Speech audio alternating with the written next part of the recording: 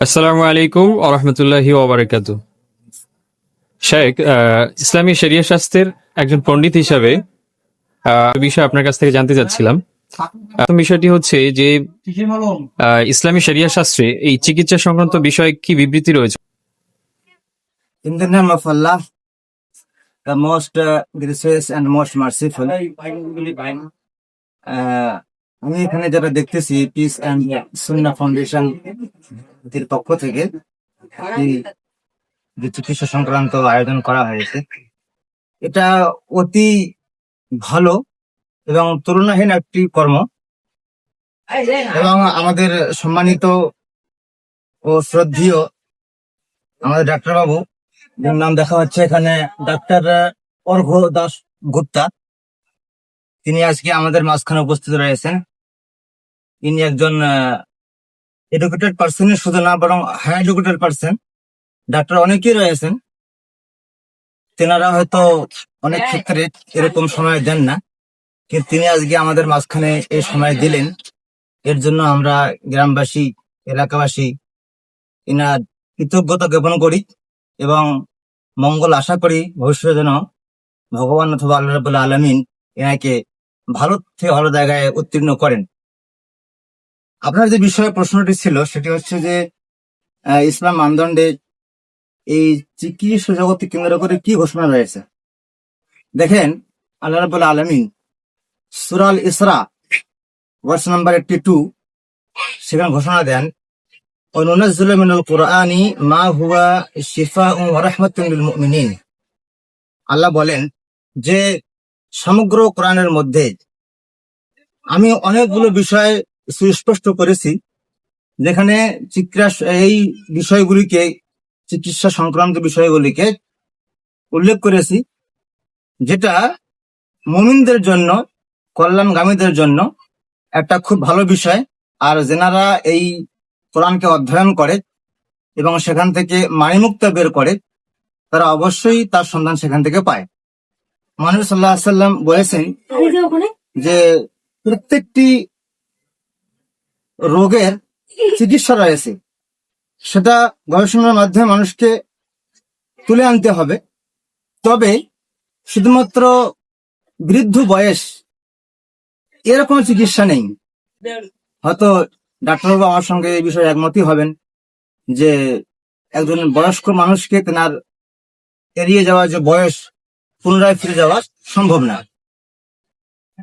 এবারে আমাদের স্যার এখানে সাথেই বসে আছেন, হয়তো উনি আমার সঙ্গে একমত হবেন। মহানবী সাল্লাল্লাহু আলাইহি ওয়াসাল্লাম আজ থেকে 1400 বছর পূর্বে, ওই সময়ে কোনো এরকম আধুনিক প্রযুক্তি ছিল না, মেডিসিন ছিল না। সে সময় কতগুলি এমন অমীয় বাণী দিয়ে গিয়েছেন, যেগুলো আজকে আমরা স্বর্ণ অক্ষরে লিখতে পারি এবং সেটা বাস্তব রূপ পেয়েছে। তিনি বলেছেন, তুহুরু ইনাই আহাদিকুম ইদা ওয়ালাগা ফিহিল কালবু ফাগসিলহু সাবআন উলাহুন্না বিত-তুরাব। তিনি বলেছেন, তোমাদের বাড়িতে ব্যবহারকৃত যে বাসনপত্রগুলো রয়েছে, যদি এখানে কুকুর মুখ দেয়, তাহলে তোমরা ওটাকে প্রথমবার মাটি দিয়ে মাজবে এবং তারপরে 7 বার নরমালি ধৌত করবে। আচ্ছা, এখানে একটি বিষয়, এই প্রাকৃতিক জগতে অনেক বস্তু রয়েছে, কিন্তু মুহাম্মদ সাল্লাল্লাহু আলাইহি ওয়াসাল্লাম তিনি কেন মাটিকে এখানে নিযুক্ত করলেন এবং নির্দিষ্ট করলেন? বর্তমান সায়েন্স যেটা বলে, মাটির ভিতরে এমন একটি শক্তি রয়েছে, যেটা কুকুর অথবা এইরকম প্রাণীর মুখ থেকে বের হওয়া যেগুলো ভাইরাস এবং রোগাক্রান্ত জীবাণু রয়েছে, এই জীবাণুগুলোকে নষ্ট করার জন্য একমাত্র মূল উপাদান হচ্ছে মাটি। তাহলে বলেন, আজ থেকে 1400 বছর পূর্বে এ সত্য কে বলতে পারে? ওই সময় কোনো মেডিকেল ছিল না, ওই সময় কোনো এরকম আধুনিক কোনো প্রযুক্তি ছিল না। তাহলে এটা মুহাম্মদ সাল্লাল্লাহু আলাইহি ওয়াসাল্লামের একজন অলৌকিক নিদর্শন, এবং উনি যে একজন সত্যি সেই ভগবানের পক্ষ থেকে, আল্লাহর পক্ষ থেকে পাঠানো একজন দূত, তার একটা প্রমাণ। অনুরূপ ভাবে এরকম কথা উনি অনেক বলেছেন। তার মধ্যে একটি গবাদি পশু, যেগুলো আমরা হয়তো জবাই করি, উনি বলেছেন যে যখন ওর রক্ত প্রবাহিত হবে। দেখেন, একটা পশুর ভিতরে রক্ত কিরকম থাকে, একটা মাংসের শিরের সঙ্গে লাগানো লালাচ্ছন্ন ভাব, আর একটা হচ্ছে ওর রগের মধ্যে প্রবাহিত রক্ত।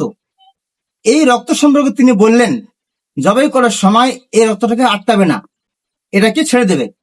তার কারণ এই রক্তের ভিতরে, বর্তমান সায়েন্স বলতেছে, এই রক্তের ভিতরে কতগুলি এমন ভাইরাস থাকে যেগুলো মানুষের শরীরে গেলে পরে ক্ষতির কারণ হয়ে দাঁড়ায়।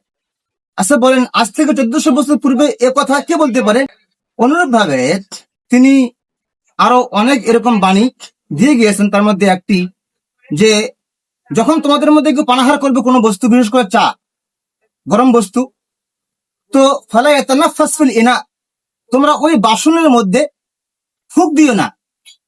কারণ আমরা আজকে জানতে পেরেছি, যদি আমরা বাসনের মধ্যে ফুঁক দেই, তাহলে আমাদের পেট থেকে বের হওয়া এই যে কার্বন ডাই অক্সাইড, এই গ্যাসটা যখন ওই পানির মধ্যে যায়, ওই জলের মধ্যে যায়, চায়ের মধ্যে যায়, তখন কি হয়, আমাদের এই গ্যাস যেটা বের হলো, এখানে কিন্তু তাপমাত্রা অনেক বেশি ছিল, যার তুলনায় চায়ের তাপমাত্রা অনেক কম। আর এই তাপমাত্রায় ফুটে ওই যে ভাইরাস বের হয়েছে, ও যখন গিয়ে চায়ের মধ্যে, তখন ও মারা যায়নি, আবার পুনরায় আপনার ওই ভাইরাস আপনার পেটে চলে গেল। যখন চলে গেল তখন একটা ক্যান্সারের রূপ নিল।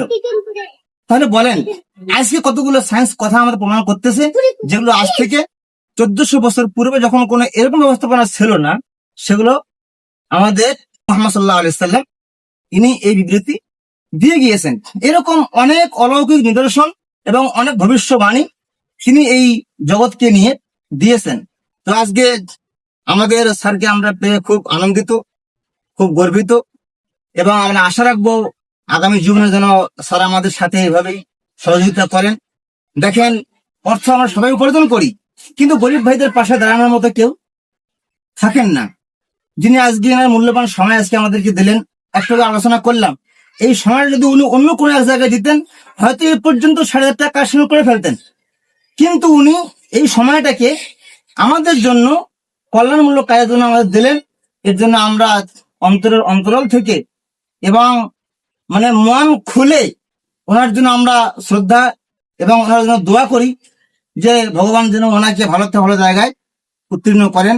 আসসালামু আলাইকুম। জাযাকাল্লাহু খাইরান। আপনাদের সকলকে আমাদের পিস এন্ড সুন্নাহ থেকে আন্তরিক শুভেচ্ছা এবং মোবারকবাদ।